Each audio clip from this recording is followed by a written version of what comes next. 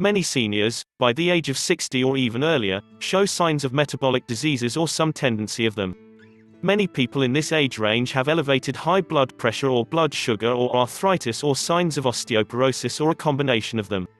Extreme diseases such as stroke, heart attacks, dementia and Alzheimer's fall in this group. These ailments affect many as well, and increasingly so, unfortunately. There are hosts of other diseases besides those mentioned above, such as gut issues, back problems, shoulder issues, lung, kidneys and liver ailments that the elderly have. The question medicine and science hasn't been able to answer is this: despite advancement in technology, why has there been a rise in diseases? Why is there an inability to deal with illnesses effectively? Another point to be addressed is that these illnesses are no longer diseases of developed countries. Why 50 years, many countries of the developing world had practically no strokes, heart attacks and diabetes.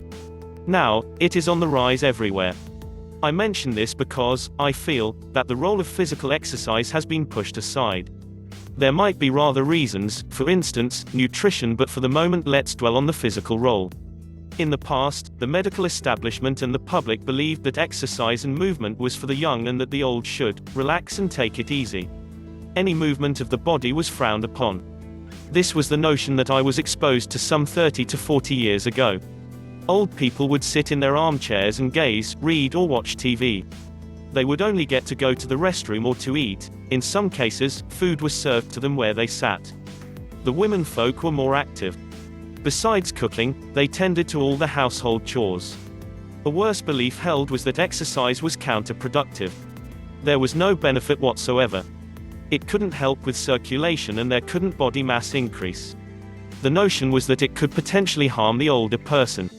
Another myth that prevailed was that the old and the retired deserved and earned the right to move as little as possible. No one, for very few, made the connection that the poor worked in the fields all day even in old age as seemed healthy for it. Fortunately, research has done a wonderful job of proving the connection between health and movement is a good one. I think that at the back of our minds we knew that, but only in the last 20 to 30 years has that knowledge come to the forefront. Some have this belief and have done something about, like exercising a little every day and doing it consistently and seeing positive results. By the same token, others have not and have seen little to no improvement in the bodies. The sad thing is that they have not given credence to the belief that exercise will help them. Physical activity during adolescence can lower risk of disease, and if you continue moderate, daily physical exercise well into adulthood, the results are particularly dramatic. Exercise into the senior years can be life-saving. Studies at Harvard and at other institutions of higher learning have now firmly put that myth to rest. Recent studies suggest you only need light to moderate in seniors. If you can increase the tempo, all the better, but the benefits will show even if one does a little. Statistics show that since the virus, exercise in seniors has decreased but illnesses have increased. Seniors have been advised not to go out, but at the same seniors have less indoor exercise. There are many reasons for this, but motivation is probably the main issue.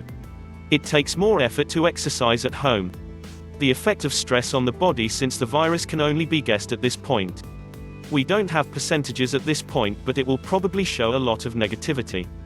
There is plenty of evidence that physical therapy involves exercise. In fact, doctors recommend it.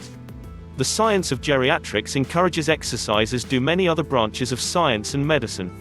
There are many exercises to address aging and recovery in older folks.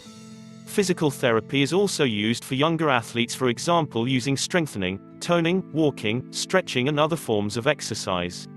Why couldn't this also be used to help the elderly? In the older and not so older folks, exercises can be curative as well as preventative.